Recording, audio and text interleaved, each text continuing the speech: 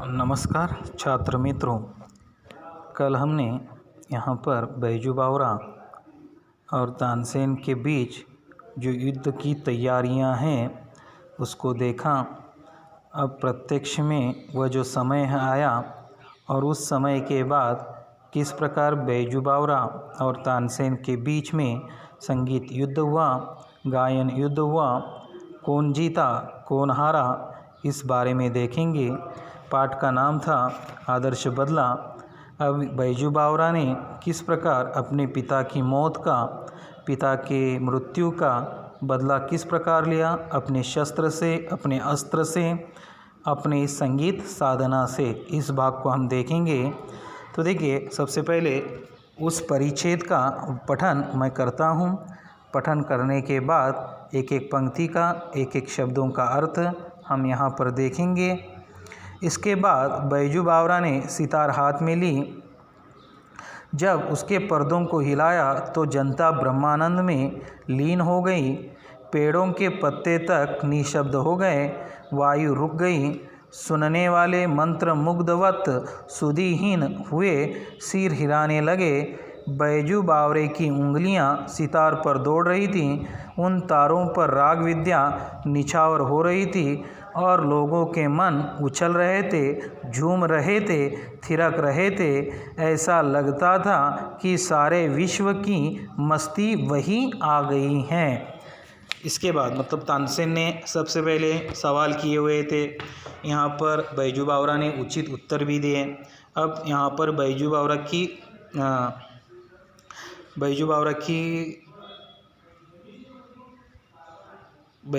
की बारी आ गई और उसने क्या किया, सितार जो थी, मतलब जो संगीत बजाने का जो साध्य होता है, सितार हाथ में ले ली और उसके पर्दों को हिलाया। जो पर्दे नहीं, जो तारे होती हैं, सितार कभी आपने देखा होगा तो देखिए उसमें तारे होती हैं, तो उन तारों को हिलाया उसने, मतलब उसमें से ध्वनि निर्माण की। तो ऐसा लगा कि जनता कहाँ पर लीन हो गई है, ब्रह्मानंद में। ब्रह्मानंद, पूर्ण आनंद, आखिरी आनंद में लीन हो गई, मंत्र मुग्ध हो गई। इस प्रकार की धारणा, इस प्रकार की भाव वहाँ पर तैयार हो गए।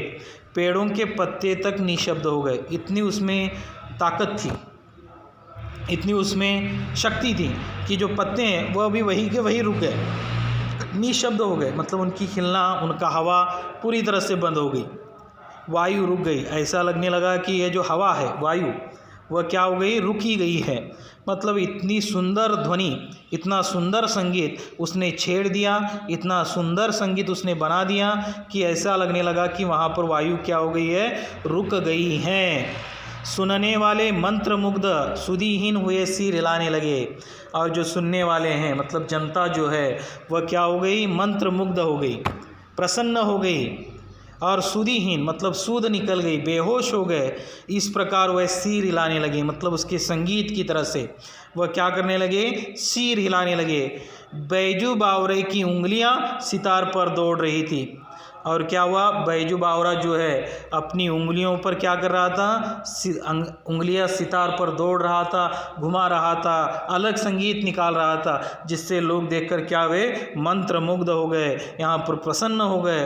उन तारों पर राग विद्या निछावर हो रही थी और ऐसा लग रहा था उस सितार पर, उस तारों पर कहीं से राग विद्या आकर बैठी है, संगीत की विद्या ही वहाँ पर आकर बैठी हुई है, ऐसा लगने लगा। निछावर होना, यहाँ पर अर्पण होना, राग विद्या ही उस पर अर्पण हो रही है, ऐसा लगने लगा। मतलब बैजू बावरा का संगीत बहुत सुंदर हो रहा था, लोग प्रसन्न हो रहे थे, खुश हो रहे थे और लोगों के मन उछल रहे थे। उछलना, आनंदित होना।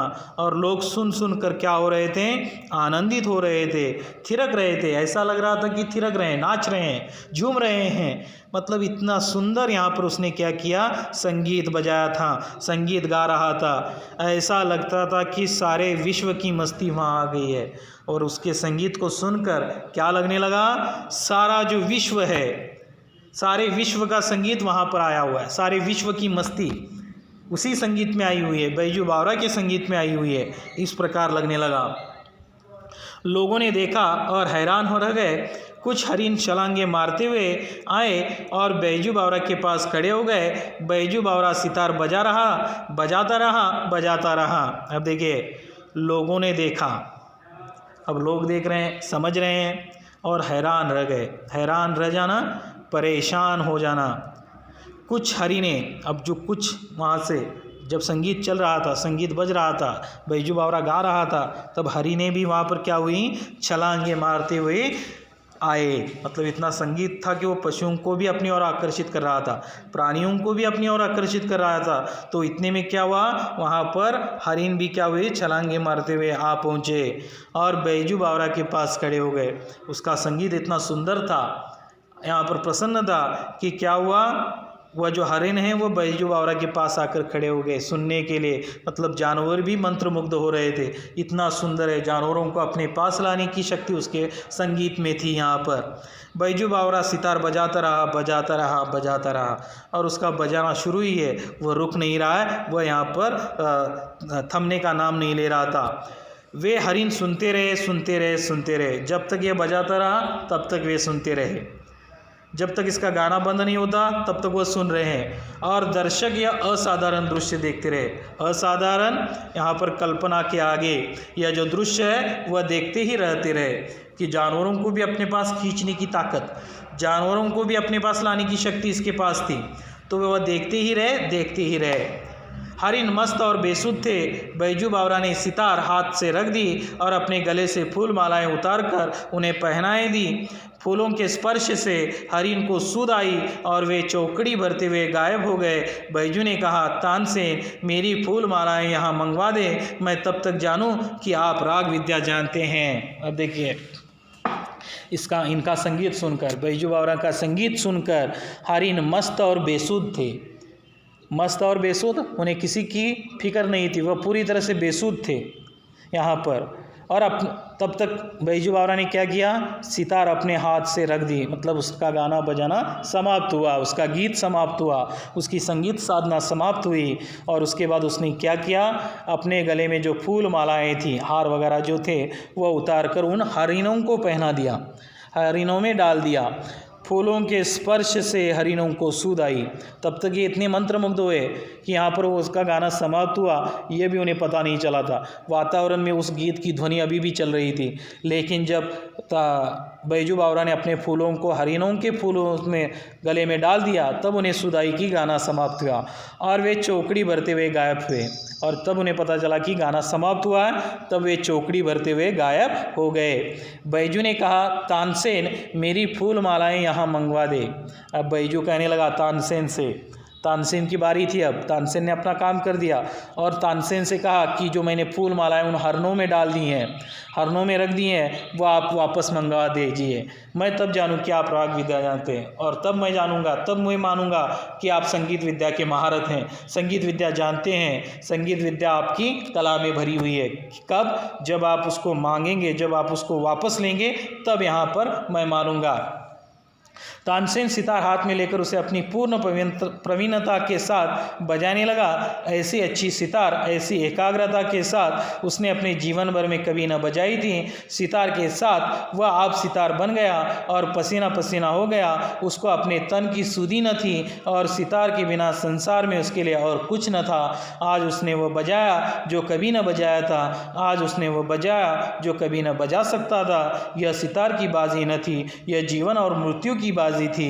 आज तक उसने अनाड़ी देखे थे, आज उसके सामने एक उस्ताद बैठा था। कितना ऊंचा, कितना गहरा, कितना महान।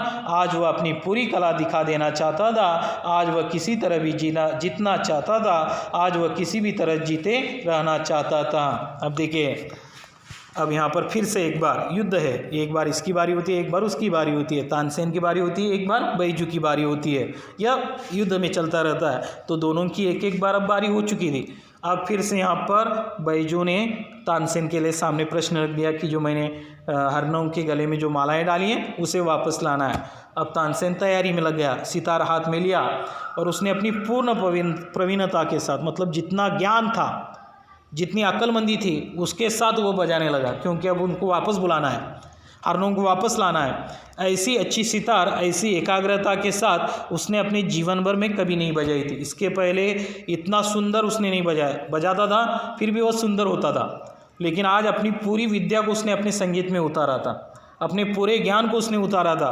आज तक उसने इतना अच्छा संगीत नहीं बजाया था, ऐसे लगने लगा। सितार के साथ वह आप सितार बन गया, खुद सितार ही वह उसमें इतना मग्न हो गया कि वह अपने आप को भूल गया। इतना सुंदर सितार बजाने लगा और पसीना पसीना हो गया और इतना सुंदर बजाने लगा और इतना उसमें मंत्रमुग्ध हो गया कि उसे पसीना पसीना आने लगा। मतलब उसे आज वापस बुलाना था। उसको अपने तन की सूधी न थी, अपने शरीर की भी सूध नहीं थी कि उसे पसीना आ रहा है, वो परेशान हो रहा है, शरीर थक गया है, इसकी बिल्कुल उसे चिंता न थी। और सितार के बिना संसार में उसके लिए और कुछ न था, सिर्फ उसके सामने अब सितार ही था, क्योंकि अब उसे जीतना था। अब उसको इतना सुंदर बजाना था कि उस बैजू बावरा से भी अच्छा बजाना था और इसलिए उसे अपने आप की भी फिक्र न रही। आज उसने वो बजाया जो कभी न बजाया था। आज जो उसने बजाया आज के पहले कभी नहीं बजाया था। यह सितार की बाजी न थी, यह जीवन और मृत्यु की बाजी थी। अब आज उसके सामने जीवन और मृत्यु का प्रश्न था, जिंदा रहने का प्रश्न था, मरण से बचने का प्रश्न था। आज बैजू बावरा को सहाराना था, क्योंकि बैजू ने उससे बहुत सुंदर गाया हुआ था, तो उसको उससे अच्छा गाना है और जीतना था। इसलिए वह अपने आप को खो गया, अपने आप को वह भूल गया। सिर्फ सितारी उसके लिए वह आ रहा, लेकिन पसीना पसीना वह हो गया। आज तक उसने अनाड़ी देखे थे, आज तक उसके सामने जो स्पर्धक थे वह उसके मायने में कुछ नहीं थे, अनाड़ी थे, उन्हें कुछ भी पता नहीं था, इसलिए वह आसानी से जीतता था। आज उसके सामने एक उस्ताद बैठा था, क्योंकि वह बहुत ही सुंदर गाया था, उसने बहुत ही अच्छी धुन बनाई थी, उसने बहुत ही अच्छा संगीत गाया था, संगीत बजाया था। इसलिए उसे लग रहा था कि आज उसके सामने एक उस्ताद गुरु बैठा हुआ है। कितना ऊंचा, कितना गहरा, कितना महान, और सारे लक्षण उसके में दिखाई दे रहे थे। आज वह अपनी पूरी कला दिखा देना चाहता था। आज उसे जीतना है, इसलिए वह अपने पास जितना ज्ञान था, जितनी कला थी, वह सब कुछ उसमें डालना चाहता था और जीतना चाहता था। आज वह किसी भी तरह जीतना चाहता था। आज उसके सामने प्रश्न था जीतने का। आज वह किसी भी तरह जीते रहना चाहता था और दूसरा उसके सामने कोई चारा नहीं था, कोई रास्ता नहीं था। आज सिर्फ उसे जीतना ही जीतना था और इसलिए उसने अपनी पूरी कला को यहाँ पर उस संगीत में यहाँ पर डालने का प्रयास उसने किया था। यहाँ पर भाग समाप्त होता है। आगे का भाग हम अगली तासिका में देखेंगे, अगले वीडियो में देखेंगे। धन्यवाद।